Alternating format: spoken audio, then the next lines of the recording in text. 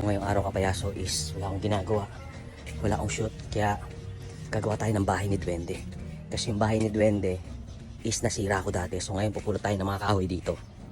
Yan, pulot tayo ay mga kahoy para gawin nating bahay niya. Tapos bibili ako mga simento. Yan, kailangan makabuo tayo ng bahay ni Duwende ngayon kasi kawawa naman siya eh. Nasira ko yung bahay niya. So ayan, may nakuha tayong kahoy. So yan, may kahoy na tayo. So ngayon nagsisimento ako, bumili ako ng mga simento. Yan, gagawa tayo ng bahay ni Duwende. Ngayon, abangan nyo kung ano magiging finished product ng bahay ni Duwende. Yan. So, wala kasi akong videographer. Nahihirapan ako, kaya mamaya ko na lang papakita ko anong klaseng bahay ni Duwende ang magagawa ko. So yun, abangan nyo na.